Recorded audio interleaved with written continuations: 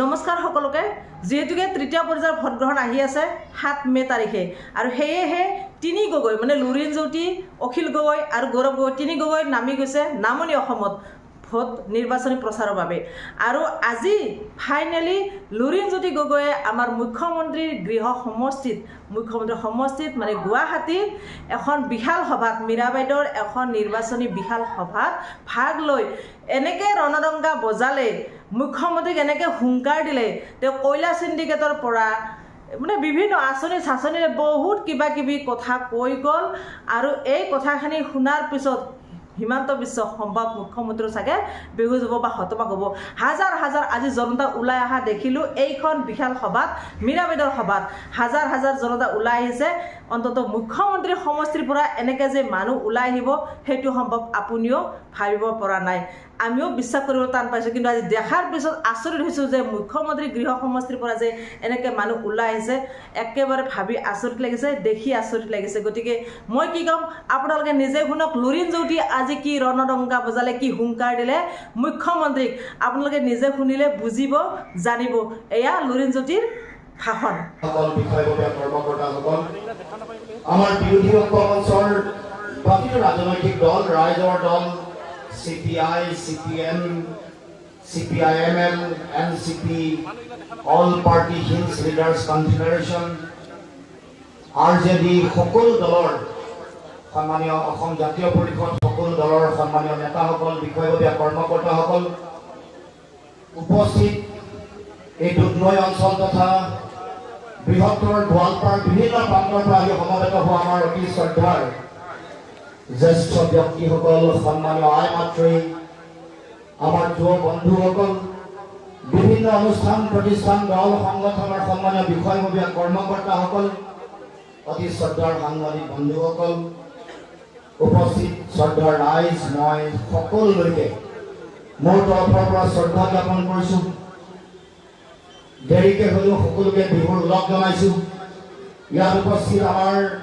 অতি শ্ৰদ্ধাৰ আই মাতৃ পিতৃতুল্য জ্যেষ্ঠ ব্যক্তি সন্মানীয় শিক্ষাগুৰু সকলোকে মই এই বিহুৰ বতৰত সেৱা জনাইছোঁ প্ৰণিপাত জনাইছোঁ আৰু আপোনালোকৰ পৰা আশীৰ্বাদ বিচাৰিছোঁ অসম আৰু অসমৰ মানুহৰ সুৰক্ষিত ভৱিষ্যতৰ কাৰণে যাতে সদায় যুঁজি থাকিব পাৰোঁ আমাৰ মাটি ভেটি আমাৰ ভাষা কৃষ্টি সংস্কৃতি আমাৰ অধিকাৰ আমাৰ জাতি জনগোষ্ঠী আমাৰ সম অধিকাৰৰ কাৰণে যাতে এগৰাকী জাতীয় সৈনিক হিচাপে সদায় কাম কৰি থাকিব পাৰোঁ যুঁজি থাকিব পাৰোঁ তাৰ কাৰণে সকলোৰে আশীৰ্বাদ মই প্ৰথমে কামনা কৰিছোঁ এতিয়া 2024 চনৰ লোকসভা নিৰ্বাচনৰ বতৰ দুটা অসমত দুটা স্তৰ দুটা পৰ্যায় শেষ হ'ল দুটা ফেজ ইতিমধ্যে শেষ হৈছে ইতিমধ্যে গৌৰৱ গগৈ ডাঙৰীয়াই কৈছে যে এইবাৰ ৰাইজৰ জনতাৰ যি চুনামি এই চুনামিত আমাৰ বিজেপি টছ নছ হোৱা এটা পৰিৱেশ সৃষ্টি হৈছে যোৰহাট ডিব্ৰুগড় আজি নগাঁও কৰিমগঞ্জ এইবোৰ ঠাইত ৰাইজৰ যি জনসমুদ্ৰ দেখিছে জনতাৰ যি চুনামি দেখিছে এই চুনামিত এবাৰ বিজেপি একদম হিলি গৈছে বিজেপি টছ নছ হোৱা পৰিৱেশ আমি সকলোৱে দেখিছোঁ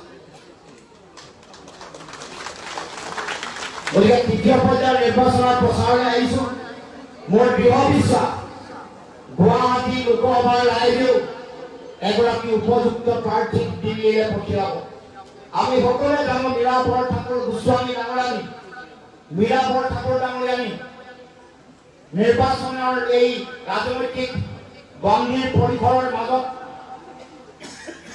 থকাৰ মাজতে উপৰিও নিজৰ এটা সুকীয়া পৰিচয় আছে বহু দিনৰ পৰা অসমৰ বিভিন্ন ধৰণৰ বিষয় জাতীয় প্ৰশ্ন আজিও অমীমাংসিত হৈ আছে যিবোৰ মানুহৰ মৌলিক সমস্যা আমাৰ নাৰীসকলৰ যি সমস্যা আছে এই সমস্যাসমূহক লৈ সৰহ ভূমিকা পালন কৰি আহিছে গতিকে আমি উপযুক্ত প্ৰাৰ্থীক আমি দিল্লীলৈ পঠাব লাগিব আমি অতল দিনে আমি নিমাতকৈ পঠাই আমি দায়িত্ব সামৰিছোঁ আমাৰ ৰাইজে এনেকুৱা কিছুমান প্ৰাৰ্থী এনেকুৱা কিছুমান ব্যক্তিক দিল্লীলৈ প্ৰেৰণ কৰিছে সেইসকল ব্যক্তিয়ে 5টা বছৰত 2টা 3টা বা 4টা প্ৰশ্ন কৰিবলৈ সমৰ্থ হোৱা নাই বা এটাও প্ৰশ্ন অসমৰ হকে অসমৰ মানুহৰ হকে অসমীয়া জাতি হত্যাৰ হকে আমাৰ ভাষা কৃষ্টি সংস্কৃতি আমাৰ অধিকাৰৰ হকে এটা প্ৰশ্ন উত্থাপন কৰিবলৈ তেওঁলোক সক্ষম হোৱা নাই। গতিকে আমি ভাল উপযুক্ত ব্যক্তি যি ব্যক্তিয়ে আমাৰ হৈ মাত মাতিব পাৰে, যি ব্যক্তিয়ে আমাৰ হৈ যুঁজিব পাৰে, তেনেকুৱা ব্যক্তিক আমি দিল্লীলৈ প্ৰেৰণ কৰিব খুজিছো। আৰু মই ভাবো যে গুৱাহাটী লোকসভাৰ ৰাইজৰ এই কথা হতো যে ভাবি চোৱা দৰকাৰ, বুজা দৰকাৰ, নহলে আমাৰ গুৱাহাটীৰ ৰাইজৰ সমস্যাৰ সমাধানটো নহবই।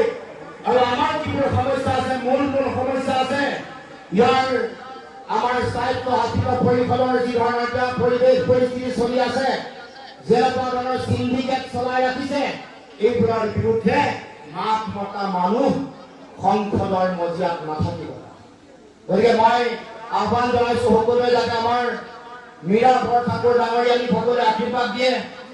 মই আজি আপোনালোকৰ ওচৰলৈ আহি মোৰ এটা পুৰণা কথা মনত পৰিছে, নষ্টালজি কৈছো। এইখন দুজনৈৰ খেলপথাৰ, য'ত 2015 চনত 16খন ছাত্ৰ সন্থাৰ কেন্দ্ৰীয় সমিতিৰ অধিৱেশন হৈছিল। এই যিখন আজি সভা হৈছে, এই সভাত মই চিনি পোৱা নোপোৱা বহু মানুহ 2015 চনৰ 26 মাৰ্চৰ সেই সময়ৰ ইতিহাস আজিও মানুহৰ মনত সজীৱ হৈ আছে।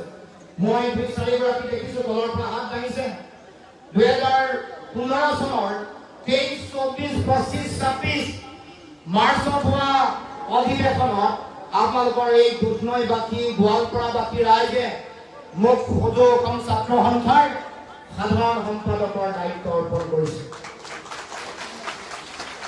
গতিকে দুধনৈবাসী ৰাইজৰ ওচৰত মই চিৰকৃতজ্ঞ। আপোনালোকক মই শ্ৰদ্ধা জনাইছো, নতহিৰে প্ৰণিপাত জনাইছো।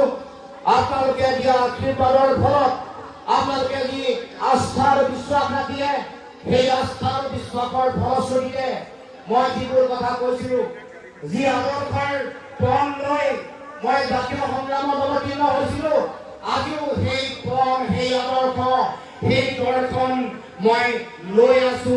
আৰু সেইকাৰণে ৰাইজক আজিও কওঁ যে মই মোৰ যি বচন দিছিলো, বচন ৰাখিম প্ৰাণ গলেও, বচন ইফাল সিফাল নহয়, এই কথা ইতিমধ্যে কৈছো। আজি পুনৰ আপোনালোকৰ ওচৰলৈ আহি মই সেই কথাই দোহাৰিছো, মোৰ আদৰ্শ সলনি হোৱা নাই, আদৰ্শ সলনি নহয়। জাতিৰ হৈ যুঁজি আছো, যুঁজি আছিলো, যুঁজি আছো। আমি থাকিব লগা দিনসমূহতো মই জাতিৰ হৈ যুঁজিম, যেতিয়ালৈকে ৰাইজে মানুহে ন্যায় নাপায়, আমাৰ খিলঞ্জীয়া জাতি জনগোষ্ঠীয়ে যেতিয়ালৈকে ন্যায় নাপায়, তেতিয়ালৈকে মই যুঁজি থাকিম। এই কথা পুনৰ আপোনালোকক দি থৈ গৈছো। এই বিজেপি দলটো অতি সাম্প্ৰদায়িক দল, মিছা কথা কোৱা দল, ঠগ প্ৰবঞ্চনা কৰা দল, অসমৰ মানুহক জাতিটোক আটাইতকৈ অন্যায় কৰি জাতীয় জীৱনৰ আটাইতকৈ অক্ষমনীয় অপৰাধ কৰা এটা দল। গতিকে এই দলটোক আমি সকলোৱে সন্মিলিতভাৱে উত্তৰ দিব লাগিব, সকলোৱে প্ৰতিশোধ ল'ব লাগিব। ইতিমধ্যে নৱনীত বৰুৱা ডাঙৰীয়াই কৈছে যে এইবাৰ যুঁজখন বিজেপিৰ প্ৰাৰ্থীগৰাকীৰ লগত মীৰা বৰঠাকুৰ ডাঙৰীয়ানীৰ পোনপটীয়া যুদ্ধ নহয়। এই যুদ্ধখন দুটা আদৰ্শৰ যুদ্ধ। এটা আদৰ্শ বিজেপি দলে কঢ়িয়াই লৈ ফুৰে, সেই আদৰ্শটো হ'ল সাম্প্ৰদায়িকতাৰ আদৰ্শ, ঘৃণাৰ আদৰ্শ, সংকীৰ্ণতাৰ আদৰ্শ, ভেদাভেদৰ আদৰ্শ, মানুহৰ মাজত ভাগ ভাগ কৰি বিভাজন কৰি ৰাজনৈতিক বৈতৰণি পাৰ হোৱাৰ এটা নিজ আদৰ্শ। যি আদৰ্শই শংকৰ আদমৰ আদৰ্শক নাইকিয়া কৰে। আৰু আমি লৈ ফুৰা যিটো আদৰ্শ, সেই আদৰ্শ হ'ল সাম্প্ৰদায়িকতাহীন এখন সমাজ, য'ত কেৱল মাত্ৰ প্ৰেম, ভাতৃত্ববোধ, সমন্বয়ৰ একতা মহান বাণিজ্য য'ত থাকে, য'ত সংবিধানৰ ধৰ্ম নিৰপেক্ষ চৰিত্ৰৰ কথা কোৱা হয়, য'ত ক্ৰীড়াৰ পৰিৱৰ্তে প্ৰেম, ভাতৃত্ববোধৰ কথা কোৱা হয়, য'ত সমন্বয়ৰ কথা কোৱা হয়, যি আদৰ্শৰ লগত মহাপুৰুষ শ্ৰীমন্ত শংকৰদেৱৰ আদৰ্শও আছে, আদান ফকীৰৰ আদৰ্শও আছে। আমি সেই আদৰ্শলৈ কঢ়িয়াই ফুৰিছো আৰু সেইকাৰণে কৈছো দুটা আদৰ্শৰ যুদ্ধ, দুটা আদৰ্শৰ যুঁজ। আৰু এই যুদ্ধখনত বিজেপি সাম্প্ৰদায়িক শক্তি তেওঁলোকৰ প্ৰাৰ্থীগৰাকীৰ লগত এই যুদ্ধত মিলাপৰ কাপৰ লুলি গগৈ, গৌৰৱ গগৈ আমি অৱতীৰ্ণ হোৱা নাই। এই যুদ্ধত পোনপটীয়াকে আমাৰ ৰাইজ জনগণ এই যুদ্ধত তেওঁলোকে নামি পৰিছে গতিকে আমাৰ যিমান দায়িত্ব, মোৰ দায়িত্ব যিমান নবীন বৰুৱাৰ দায়িত্ব, যিমান ৰাছেল হুছেইনৰ দায়িত্ব, তাতোতকৈ বেছি দায়িত্ব আমাৰ সাধাৰণ জনতাৰ। আপোনালোকৰ দায়িত্ব বহুত বেছি। এই দায়িত্ব যদি আপোনালোকে পাহৰি যায় তেতিয়াহ'লে আমি দেশ বচাব নোৱাৰিম, গণতন্ত্ৰ বচাব নোৱাৰিম, সংবিধান বচাব নোৱাৰিম, অসম বচাব নোৱাৰিম। আমাৰ খিলঞ্জীয়া জাতি জনগোষ্ঠী ভূমিপুত্ৰ থলগিৰি অসমীয়া মানুহৰ ৰাজনৈতিক সামাজিক ভৱিষ্যত আমি সুৰক্ষিত কৰিব নোৱাৰিম, আমি সুৰক্ষিত কৰিব নোৱাৰিম। আজি আপোনালোকৰ ওচৰলৈ এইকাৰণে আহিছো, মই কেৱল মাত্ৰ ভোট বিচাৰি অহা নাই, মই কেৱল মাত্ৰ মিলাপৰ খাবলৈ ভোট ভিক্ষা কৰিবলৈ অহা নাই, মই আপোনালোকক দায়িত্ব দিবলৈ আহিছো। আপোনালোকে ভোট দিবই মই জানো, ইয়াত যিসকল আছে প্ৰত্যেকেই ভোট দিব। এইটোৱে আপোনালোকৰ দায়িত্ব শেষ নহয়। আপোনালোকৰ প্ৰথম দায়িত্ব যিটো, সেই দায়িত্ব এতিয়াৰ পৰা আৰম্ভ হ'বহে। অহা 10টা দিনত ইয়াত উপস্থিত থকা যিসকল ব্যক্তি আছে তেওঁলোকৰ প্ৰতি মোৰ বিনম্ৰ আহ্বান যে আপোনালোক নিজৰ ভোটটো দিয়াৰ লগে লগে নিজৰ পৰিয়ালৰ সকলো ভোট আপোনালোকে ফাইনেল কৰিব লাগিব আজি ৰাতিটোৰ ভিতৰত। আৰু এক সপ্তাহৰ ভিতৰত আপোনালোকৰ নিজৰ বংশ পৰিয়াল, মিতিৰ কুটুম, যিমান চাহ-চিনাকি আছে, যিমান বন্ধু আছে, তেওঁলোকৰ ভোট আপোনালোকে চূড়ান্ত কৰিব লাগিব। আৰু লাষ্ট 3টা দিনত আপোনালোকে বুজাই দিব লাগিব যে দুধনৈত, গোৱালপাৰাত আৰু গুৱাহাটীত ৰাইজৰ জনতাৰ চুনামি ধুমুহা আৰম্ভ হৈ গৈছে। যি চুনামি আৰু ধুমুহাত বিজেপি তৎকা পাব, তছনছ হৈ পদুমীয়াৰ পৰা ধৰি যাব। ৰাইজক মই আহ্বান জনাইছো, আপোনালোকে সকলোৱে আজিৰ পৰা ঘৰলৈ যোৱাৰ লগে লগে আজি নিশা আপোনালোকৰ কাম আৰম্ভ হৈ গ'ল। আপোনালোকৰ পৰিয়ালক প্ৰথম বুজাব লাগিব কিয় বিজেপি অসমৰ মাটিৰ পৰা উৎখাত কৰিব লাগে। আন বুজাব লাগিব কিয় আমাক মিছা কথা কৈ প্ৰলোভন দি ঠগ প্ৰবঞ্চনা কৰি 2 নম্বৰী অৰুণোদয় ফৰ্ম দিলাই আমাক ভোট ল'বলৈ অহা এই বিজেপি দলটোক আমি উৎখাত কৰিব লাগিব। এই কথা প্ৰথম বুজাব লাগিব। আৰু তাৰ লগে লগে আপোনালোকৰ যি দায়িত্ব অকল ঘৰৰ মাজত সীমাবদ্ধ কৰি ৰাখিলে নহ'ব, ওলাই আহিব লাগিব। সকলোৱে ওলাই আহি ঘৰে ঘৰে গৈ কংগ্ৰেছ দলৰ কৰ্মকৰ্তা, ৰাইজৰ দলৰ কৰ্মকৰ্তা, জাতীয় পৰিষদৰ কৰ্মকৰ্তা, বাওঁপন্থী সকলো পলিটিকেল পাৰ্টি কৰ্মকৰ্তাই এই কাম কৰিব নোৱাৰে। এই কাম কৰিবলৈ হ'লে ৰাইজ ওলাই আহিব লাগিব। যিসকল আমাৰ মহিলা দেখিছো, আমাক ওলাই গৈ ঘৰে ঘৰে দুৱাৰে দুৱাৰে ৰাইজক বুজাব লাগিব, কৈ দিব লাগিব যে আহক ৰাইজ ওলাই আহক, আমি একেলগে এই বিজেপিক আমি বিনাশ কৰো, বিজেপিক আমি পৰাভূত কৰো। গতিকে ৰাইজক এই দায়িত্ব মই দিব খুজিছো, ৰাইজে অকণমান ভালকে শুনক।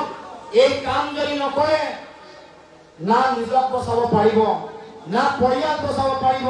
আমাৰ মুছলমান ভাই ভনীসকল আছে, আপোনালোকে ভাল ভুক্তভোগী, আপোনালোকে জানে যে কেনেকৈ মুছলমানসকলক কথাই কথাই অপমান কৰা হৈছে, কেনেকৈ মুছলমানসকলক অন্যায় কৰা হৈছে। অকল মুছলমানসকলকে নহয়, মুছলমানসকলে নাভাবিব যে বিজেপি কেৱল মাত্ৰ মুছলমানৰ শত্ৰু। আমাৰ জনজাতীয় যিসকল ল'ৰা আছে তেওঁলোকে ভালকে জানে কেনেকৈ এই ৰাভা আসাম অট'নমাছ কাউন্সিলত কেনেকৈ হিমন্ত বিশ্ব শৰ্মা এজন চৰ্দাৰ পাতি ভকল সিন্ডিকেটৰ দায়িত্ব দিছে, বাণীৰ সিন্ডিকেটৰ দায়িত্ব দিছে, শিলৰ সিন্ডিকেটৰ দায়িত্ব দিছে, সুপাৰী সিন্ডিকেটৰ দায়িত্ব দিছে, কয়লাৰ সিন্ডিকেটৰ দায়িত্ব দিছে। এই কথা এই গোৱালপাৰা দুধনৈৰ মানুহে ভালকে জানে। আৰু যিগৰাকী চৰ্দাৰ, হিমন্তই এপইণ্টমেণ্ট কৰা যিগৰাকী চৰ্দাৰ, এইগৰাকী আপোনালোকৰ অচিনাকি নহয়, সেইগৰাকীৰ নাম কংগ্ৰেছৰ ৰাভা। যিগৰাকী মানুহে সীমান্তৰ আজ্ঞা মানি নাঙলৰ পৰা যিসমূহ কয়লা ওলাই তাত 1,15,000 টকা লয়। আমাৰ পুলিচসকল আছে, গমেই পায়, প্ৰশাসনৰ মানুহ আছে। আমাৰ চালানত যিবোৰ ট্ৰাক ওলাই 1,05,000 লয়। গম পায় নাই? তেওঁলোকক লুটি পুটি খাবলৈ এৰি দিছে আৰু আপোনালোকে মনে মনে বহি থাকিব নেকি? আৰু যদি বহি নাথাকে তেতিয়াহ'লে অহা 7 তাৰিখে আপোনালোকৰ দায়িত্ব কি?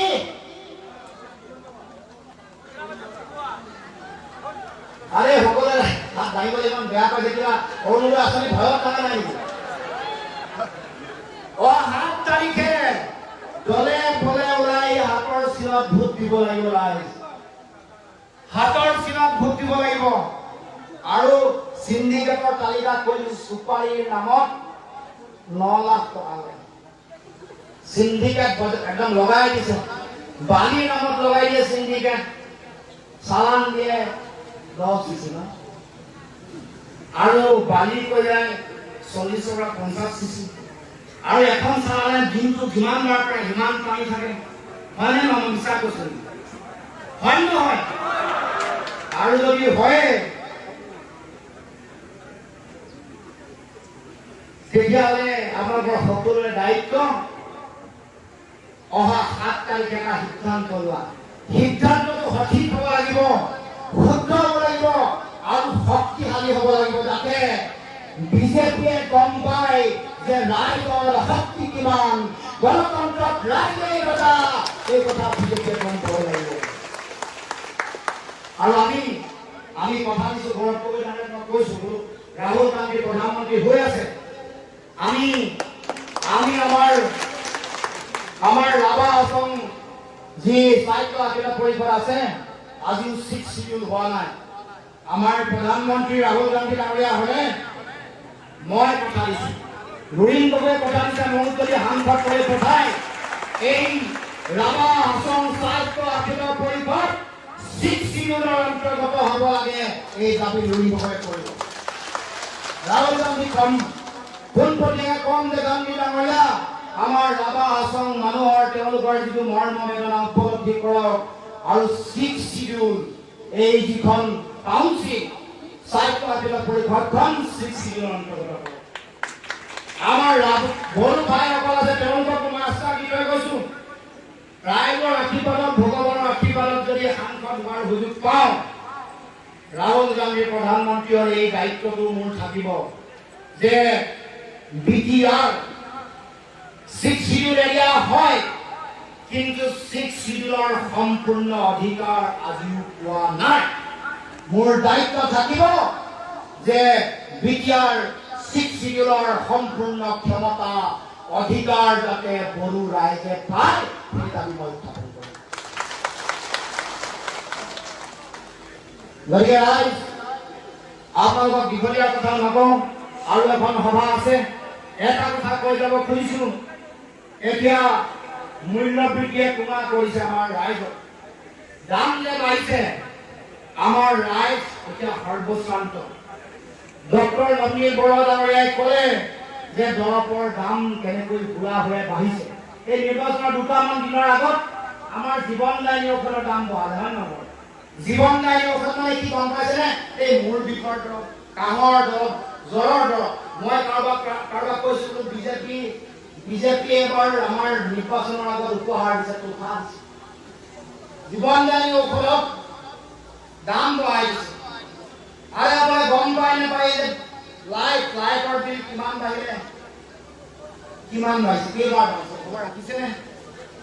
7.5 বছৰ চৰকাৰে চলাইছে, সোণোৱাল আৰু শৰ্মা দুজন মিলি 7.5 বছৰত 9 বাৰ লাইটৰ বিল বঢ়াইছে, 9 বাৰ বঢ়াইছে।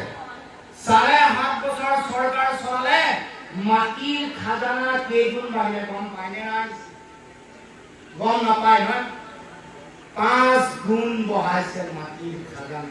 গৌৰৱ গগৈয়ে কৈছে 3 টকীয়া নিমখ কিমান হ'ল? 30 টকা হৈছে। গেছৰ চিলিণ্ডাৰৰ দাম কিমান আছিলে? 410।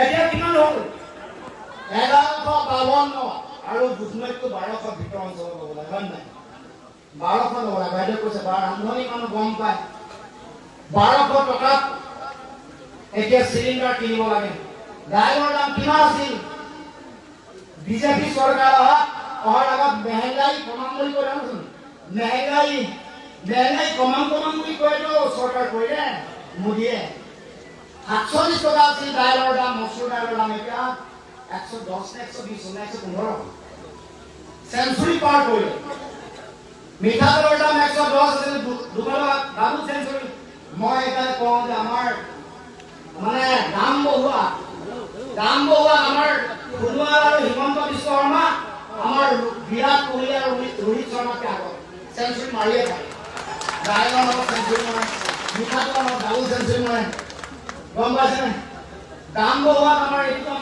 বৰ ৰাতি শক্তিশালী বেটছমেন এজন ৰোহিত শৰ্মা আৰু এজন বিৰাট কোহলি আমাৰ সোণোৱাল আৰু শৰ্মা আৰু নিজৰ ঘৰৰ মাটি বাৰীত এইটো মানে কব্জা দি লোৱাটো আৰু ক'বই নালাগে 18 বছৰ ল'ৰা ফুটবলাৰ যদি মালিক বনাইছে আৰু আমাৰ মনে মনে বহি আছে আমাৰ বসুন্ধৰা আঁচনি নামত আমাৰ গাঁৱৰ ৰাইজে মাটি ম্যাদী কৰিব নোৱাৰে কিন্তু নিজৰ পত্নীক হাজাৰ হাজাৰ বিঘাৰ মাটিৰ মালিক বনাইছে বাহ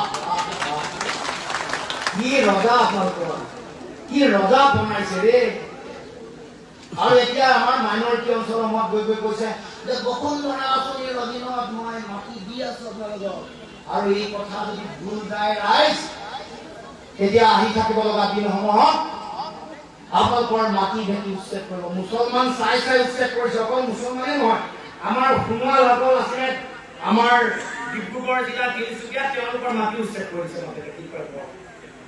সোণোৱালসকলৰ মাটি জয়পুৰত নাওবতে আমচিত মাটি উচ্ছেদ ৰাতি জেচিবি লগাই দিয়ে ম্যাদী মাটিটো তেওঁলোকে উচ্ছেদ কৰিব কিবা অমৃত বৃক্ষৰ কি লগাই দিছে পইচা পালে নাই ৰাইজক কিছু অমৃত বৃক্ষৰ পইচা পালে নাই চেল্ফি মাৰি দিছে নহয় পালে নাই পোৱা আৰে আপোনালোক কম মানুহ নহয় সব কাম ধাৰত কৰে ন যোৱাবাৰ 21 চনৰ নিৰ্বাচনটো আপোনালোকে ধাৰত ভোট দি দিছে বাকী ভোট যেতিয়া দিব কেলে বন্ধন গোটৰ ঋণ ৰেহাই দিম বুলি কৈছে পালে নেকি এই মাইক্ৰ ফাইনেন্সৰ ঋণ ৰেহাই দিম বুলি কৈছে পালে নাই আৰু নাই পোৱাটো নাপাবই বাকী ভোট দিছে বাকী মানে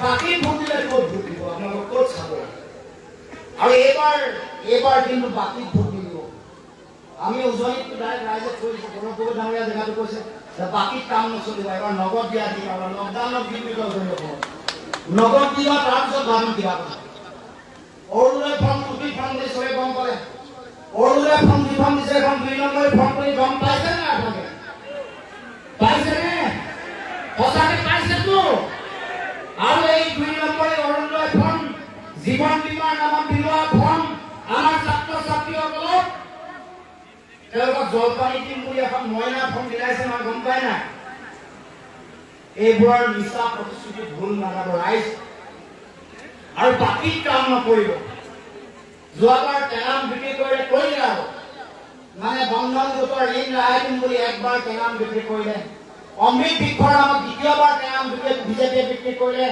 এইবাৰ ৰাষ্ট্ৰপতি বাইদেউ অৰুণোদয় আঁচনিৰ নামত দ্বিতীয়বাৰ টেঙাম বিক্ৰী কৰিবলৈ বিজেপিক চান্স নিদিব থাৰ্ড টাইম চান্স দিব ৰাইজ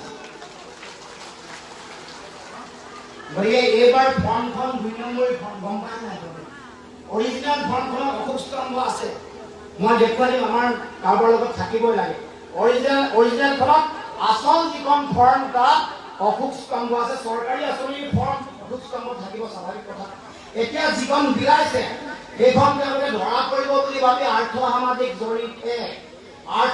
জৰীপ 2 এই বুলি কোনোবাখন অৰুণোদয় কোনোবাখন বীমা আৰু মানুহৰ ওচৰলৈ যাওঁতে কয় এইখন ফিলাপ কৰিলে নিৰ্বাচন যোৱাৰ লগে লগে আপোনালোকে অৰুণোদয় আপুনি ধন পাই যাব ৰাইজেও ভোলা ভাই মোলা ভাবিছে ওপৰত আমাৰ অশোক স্তম্ভ আছে নে পদুম ফুল আছে আৰু ৰাইজে মনে কৰা নাই এতিয়া যিখন ফৰ্ম বিলাই ফুলে গোটেই পদুম ফুলে ভৰি আছে আৰু পদুম ফুলতো আজিকালি মৰ্যাদা নাইকিয়া কৰি দিছে আমাৰ ৰাইজে কৈছে এইফালে আমাৰ উজনিত যে ইমান মিছা কথা কৰে, ইমান ঠগিলে বিজেপিয়ে, ইমান প্ৰবঞ্চনা কৰিলে, এতিয়াতো পদুম ফুল বোলে পদুম ফুল হৈ থকা নাই, এপ্ৰিল ফুল হৈ গৈছে। ৰাইজ আপোনালোকে ভাবি চিন্তি নিজৰ বিবেকক এবাৰ সুধি সিদ্ধান্ত ল'ব। ভগৱানে এটা অমূল্য সম্পদ দিছে এই মগজুটো। এইটো আন প্ৰাণীৰ নাই, কেৱল মাত্ৰ মানুহৰ আছে, আমাৰ আছে। যি মগজুৱে চিন্তা কৰিব পাৰে, ভাবিব পাৰে, সিদ্ধান্ত ল'ব পাৰে, সঠিক আৰু শুদ্ধ সিদ্ধান্ত ল'ব পাৰে। গতিকে মই ৰাইজক আহ্বান জনাইছো, আপোনালোকে সকলোৱে চিন্তা কৰি সঠিক আৰু শুদ্ধ সিদ্ধান্ত ল'ব। লগে লগে শক্তিশালী এটা সিদ্ধান্ত আপোনালোকে সকলোৱে ল'ব। গতিকে ৰাইজক আহ্বান জনাইছো, অহা 7 তাৰিখে দলে বলে ৰাইজ ওলাই আহি সকলোৱে ভোট দিব লাগিব হাতৰ চিনত। মই আশা ৰাখিছো সকলো ৰাইজে যাতে সকলোৱে যদি ভোট দিয়ে হাতৰ চিনত এনেকে সকলোৱে ডাঙৰ 7 তাৰিখে সকলো ৰাইজে আমাৰ এই সাম্প্ৰদায়িক শক্তিক বিভেদ কৰাৰ স্বাৰ্থত, তেওঁলোকক পৰাভূত কৰাৰ স্বাৰ্থত হাতৰ চিনত ভোট দি বিপুল বিবৰ্ধনক মীৰা বৰঠাকুৰ গোস্বামী ডাঙৰীয়াক ইয়াৰ পৰা জিকুৱাই পঠাওক। মোৰ প্ৰচণ্ড আস্থা আৰু বিশ্বাস আছে, সংসদৰ মজিয়ালে গ'লে আমি অসমৰ মাটিৰ পৰা এগৰাকী অগ্নিকন্যা দিল্লীলৈ পঠাব পাৰিম। গতিকে সকলোকে মই শ্ৰদ্ধা জনাই আমাৰ জ্যেষ্ঠ ব্যক্তিসকল আই মাতৃৰ প্ৰতি সেৱা নিবেদন কৰি সকলোৰে পৰা আশীৰ্বাদ বিচাৰি অসম মাতৃৰ পূজাৰ বেদীত যাতে সদায় এগৰাকী সেৱক, এগৰাকী জাতিৰ এগৰাকী সৈনিক হিচাপে সদায় যাতে পূজা অৰ্চনা কৰি থাকিবলৈ সুযোগ পাওঁ, পুৱা গধূলি দিনে নিশা অসম মাতৃৰ পূজা সেৱাত যাতে সদায় জীৱন উৎসৰ্গা কৰিব পাৰোঁ, তাৰ কাৰণে সকলোৰে পৰা আশীৰ্বাদ বিচাৰি মই মোৰ বক্তব্য সামৰিছোঁ। ধন্যবাদ।